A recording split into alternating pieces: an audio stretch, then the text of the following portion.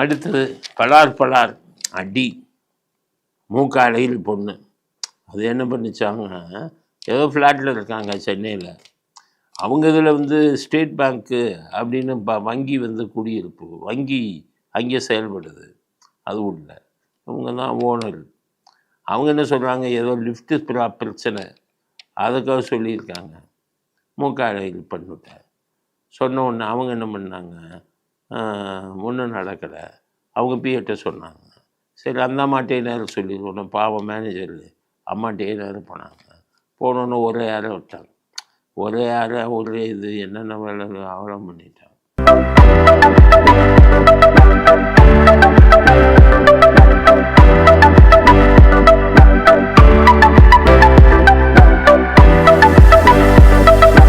அரைஞ்ச உடனே மேனேஜர் பார்த்தாரு, என்னடா இப்படி போய் அரைஞ்சிட்டாங்களே, அசிங்கமாயிடுச்சு நமக்குன்னு அவர் ஒரு புகார் கொடுத்தாரு. நல்லா யோசிச்சுக்கோங்க, கருணாநிதி இருந்தால் அது நடக்குமா, ஸ்டாலின் இருந்தால் இதெல்லாம் நடந்திருக்குமா? இப்போ அவர் மேலே 4 பிரிவில் வழக்கு போட்டு எஃப்ஐஆர் போட்டிருக்காங்க. எதுக்கு சொல்கிறேன்னா, நம்ம நாட்டில் புரிஞ்சுக்கணும், இந்த கருணாநிதி உயிரோடு இருக்கும்போது உங்கள் எல்லாருக்கும் தெரியாது. அப்போ தாமண்ணா கிருஷ்ணன் அப்படின்னு ஒரு பேர் இருந்தார், மந்திரி, ரொம்ப நேர்மையான மந்திரி, சிவகங்கையை சேர்ந்தவர். அவர் ரொம்ப அமைதியானவர். அவர் என்ன கடிதம் எழுதினார் கருணாநிதிக்கு, உங்கள் பையன் அழகிரியோட தொந்தரவு தாங்க முடியலை, இங்கே வந்து கூட்டம் சேர்ந்துக்கிட்டு ரொம்ப பிரச்சனை பண்ணுறாரு அப்படின்னு ஒரு கடிதம் எழுதினார் கருணாநிதி. கருணாநிதி பையனை கூப்பிட்டு அந்த மூக்க அழகிரியை கூப்பிட்டு, டேய் உங்கள் தாமண்ணா கிருஷ்ணன் இந்த மாதிரி உன்னை பற்றி எழுதியிருக்காரு அப்படின்னு அந்த கடிதத்தை அவர்கிட்டே கொடுத்துட்டாரு. எங்கள் அப்பனுக்காடா கடிதம் எழுதுனேன், நீ என்ன பண்ணுறோம் பாடுறான்னா. அப்போவே அவர் சுதாரிச்சிருக்கணும். தாமண்ணா கிருஷ்ணன் சுதாரிக்கலை. சரி நான் ஒரு காலையில் போகும்போல் வாக்கிங் போனார், இழுத்துட்டு வந்தான். காலையில் தூக்கி அவரை போட்டு கீழே போட்டு நடந்துக்கிட்டு இருந்த மனுஷனை ஆடை இருக்கிற மாதிரி அறுத்தான்.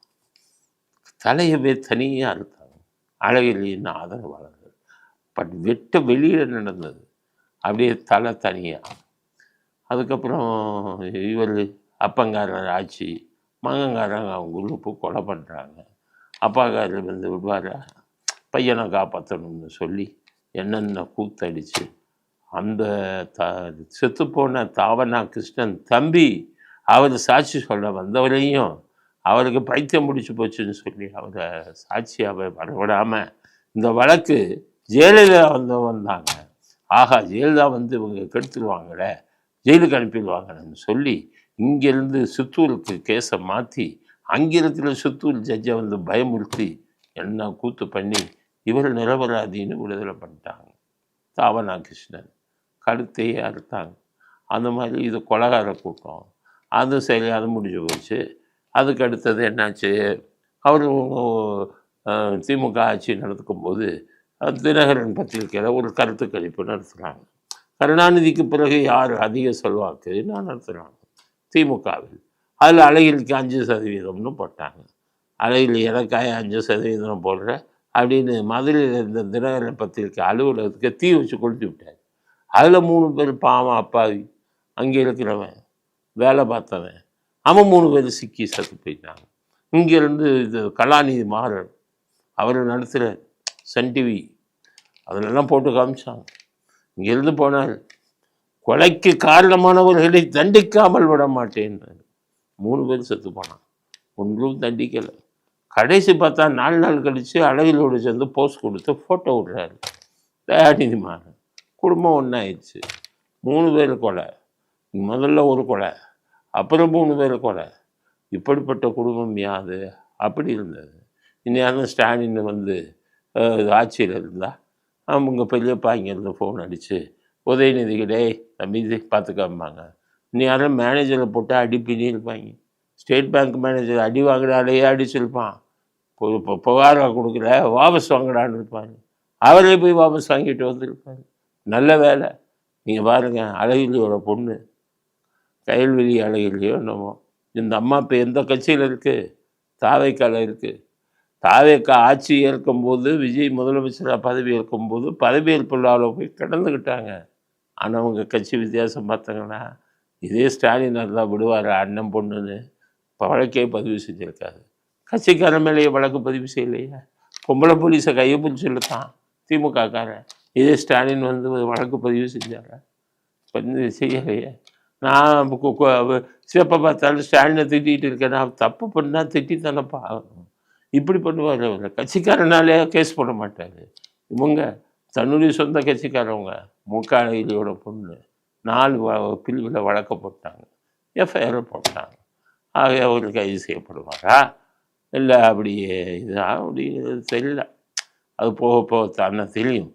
அதனால் தன்னுடைய கடமையை கரெக்டாக செஞ்சுட்டாங்க விஜய் அரசாங்கம் அப்படிங்கிறது பாராட்டுறதுக்குரிய விஷயம். அந்த மேனேஜருக்கு சொல்ல, ஸ்டேட் பேங்க் மேனேஜர், அது குடும்பம் மோசமான குடும்பம் பாடிங்க. அந்த குடும்பத்தை பண்ணால் பலார்த்தா கழுத்தறுப்பான், காலுகையை வெட்டுவான், எல்லா கூத்தும் பண்ணுவான். அந்த குடும்பமே இப்படி இருந்த குடும்பம். அதனால் நீங்களே பார்த்துக்கங்க, நீங்களே பார்த்து இருந்துக்கங்க. இப்போ கொடுத்துட்டாருல்ல, இனி ஸ்டேட் பேங்க் மேனேஜரில் என்ன பண்ணுறாங்கன்னு பாருங்கள். எல்லோருக்கும் அப்போ தான் தெரியும் திமுகவோட முக்கியமான கலர். ஆனால் நேர்மையாக நடந்துக்கிட்டாங்க பாருங்கள் தாவேக்கா. அதுக்கு அவர் இருந்த ஸ்டேட் பேங்க் மேனேஜர் தைரியமாக போய் புகார் கொடுத்தாரு பாருங்கள். அதுக்காக அவரை பாராட்டுவோம். ஆனால் ஜாக்கிரதையாக இருங்க பாருங்க. அங்கே பலார் அடித்ததுக்கப்புறம் கத்தியை தூக்குவான், கொஞ்சம் ஜாக்கிரதையாக இருங்க அப்படிங்கிறது அடுத்த கட்ட செய்தி. விஜயோட முதலமைச்சர் அலுவலகம் மாறப்போகிறது. சென்னையில் முதலமைச்சர் அலுவலகம் ஃபோர்ட் செயின்ட் ஜார்ஜ்னு இருக்கும். அது வந்து ஃபோர்ட் செயின்ட் ஜார்ஜ்ன்றது அது மத்திய அரசாங்கத்தோட இராணுவத்துக்கு சொந்தமான இடம். அங்கே எப்போ இராணுவம் இருந்துக்கிட்டு இருந்தது. அதில் போய் இவங்க போய் தலைமைச் செயலகம் அப்படி இப்படின்னு எல்லாம் கட்டிட்டாங்க. அவனும் கொஞ்ச நாள் விட்டுட்டான். ஆனாலும் இடம் பத்தலை. அதுக்காகத்தான் செக்ரட்டேரியட் அவரை மாற்றுங்கன்னாங்க. தலைமைச் செயலகத்தை ஜெயலலிதா இருக்கும் போதே மாற்றணும்னு நினச்சாங்க. அப்புறம் கருணாநிதி மாற்றணும்னு நினச்சார். கருணாநிதி மாற்றணும்னு இல்லை, பண்ண கூத்து பெரிய கூத்து. அவர் வந்துட்டு 1050 கோடி ரூபாய் அரசாங்க பணம் கட்டி மாளிகை மாதிரி கட்டிட்டு, அரசாங்க பணத்தை மக்கள் வரி பணத்தை வச்சு கட்டுறைய ஒரு மனசாட்சி வேணாமா? இவருக்கு 4 கிரவுண்டு இடம், கருணாநிதிக்கு இவருடைய ரூமு 4 கிரவுண்டு. கிட்டத்தட்ட நான் அதுக்கு இன்டீரியர் பண்ணுறது சொன்னார். சார் அநியாயமாக இருக்கு, என்னையான்னு கேட்டேன். என்னைத்தான் இன்டீரியர் செய்ய சொல்லியிருக்காரு. 4 கிரவுண்டு இடத்த கருணாநிதிக்கு ரூமு சாருனார். அப்படியா? ஆமாம் சார், கார் வந்து அப்படி உள்ளே போகிற மாதிரியெல்லாம் வடிவமைச்சாங்க சார் அப்படின்ட்டு. அதான் கருணாநிதி டெய்லி போய் பார்ப்பார் அவர் ரூமை. என் ரூமை எப்படி அமைச்சிருக்க, அப்படியே அந்த பக்கம் மீன் தொட்டி இருக்கும், அந்த மீன் தொட்டிக்கு சோறு போடுவார். சக்கரை நாக்காலில் போய் அந்த மீன் தொட்டிக்கு அப்படியே உணவு போட்டு அவர் ரூமை பார்த்தியா, என் ரூம் பத்திரம், என் ரூம் 4 கிரவுண்டு. அந்த 4 கிரவுண்டு வீடை கட்டி போடலாம், செக்ரட்டரியே கட்டிடலாம். ஊராங்கன்னைக்கு காசு பெரிய 1050 ரூபா கட்டினார். கட்டி 1050 கோடி கட்டி எல்லாம் ரெடியாக வச்சார். ஆட்சி கவுந்தது. அதில் அந்த இது முடித்தாங்க, அந்த கட்டி முடித்தாங்க. கட்டி முடித்தோடனே ஐஏஎஸ் ஆஃபீஸர் இவங்கெல்லாம் பிரியாணி விருந்து சாப்பிட்டா தண்ணி கொஞ்சம் அடிச்சுருப்பாங்கன்னு நினைக்கிறேன். அடிச்சுட்டு அந்த ஐஏஎஸ் ஆஃபீஸர் டான்ஸ் ஆடிட்டார். இப்போ அவர் வந்து வாலண்டரி ரிட்டைர்மெண்ட்டில் ஓடியோ போயிட்டார். ஜெயலலிதா வந்தால் கொண்டு வருவாங்கன்னு தெரியும் அவருக்கு. போய் டான்ஸ் ஆடிட்டார். கருணாநிதி அவர் வந்து செகண்ட் கல்லியில் இருக்கார். அவர்கிட்ட போய் சொன்னாங்க, சார் டான்ஸ் எல்லாம் ஆடினாங்க சார். ஐயோ அப்படின்னு அங்கே வந்து கருணாநிதி மறுநாள் வந்து அந்த ஐஏஎஸ் அதிகாரியை கூப்பிட்டு விட்டார். அவர் அரண்டு போயிட்டார். நம்ம டான்ஸ் ஆடினதை எவனோ சொல்லிட்டான்டா, முதலமைச்சர் அவர்களுக்காச்சா அப்படின்னு பயந்துக்கிட்டே போனதுக்கு என்னையா டான்ஸ் ஆடினேன்ல, நான் பார்க்க முடியாமல் போச்சேன்னு. அப்போ தான் அவருக்கு உயிரே இருந்தது. இது குடும்பமே எப்படி குடும்பம், டான்ஸ் ரசிக்கிற குடும்பம். ஒரு ஐஏஎஸ் ஆஃபீஸரில் டான்ஸ் ஆடுறான்னா என்ன சொல்லணும்? ஒரு சீஃப் மினிஸ்டரு, நீ ஒரு ஐஏஎஸ் போய் ஆடிட்டு இருக்கிய, அசிங்கம் இல்லையா அப்படின்னு கேட்க வேண்டியது. நானும் ரசிச்சிருப்பேன்னு ஒன்று. இது ஒரு தனி ரகமான குடும்பம்னு அவங்க புரிஞ்சுக்கிட்டாங்க. அந்த ஐஏஎஸ் ஆஃபீஸர் அப்படி வச்சு 1050 கோடி செலவு. உள்ளுக்குள்ளே மரங்களை வெட்டுறாங்க பாருங்கள். அந்த மரங்களில் இருந்த பறவைகள்லாம் எவ்வளவு பறவைகள் எல்லாம் கூடு இல்லாம எல்லாம் ஓடிச்சு. எல்லா மரங்களையும் வெட்டிட்டு அதுதான் இப்போ ஜெயலலிதா ஆட்சிக்கு வந்தாங்க. வந்த உடனே இதை கேள்விப்பட்டாங்க. 4 கிரவுண்டு ரூமா, அத்தனை ஸ்கொயர் ஃபீட். கருணாநிதி 4 கிரவுண்டில் ஒருவருக்கு மட்டும் ரூமில் கட்டுற அளவுக்கு இவர் தகுதியானவரா? 4 கிரவுண்டில் ரூம் கட்டுற, எல்லாத்தையும் ஆஸ்பத்திரியில் பார்த்துக்கலையான்ட்டார். அதுதான் இப்போ ஓமந்தூரார் ஆஸ்பத்திரியாக மாறிச்சு. மக்களுக்கு போகட்டும், உனக்கா ரூம் கேட்குறது. அந்த ஒரு கருணாநிதி ரூம் கட்டின இடத்துலலாம் வார்டுங்களா போட்டார்.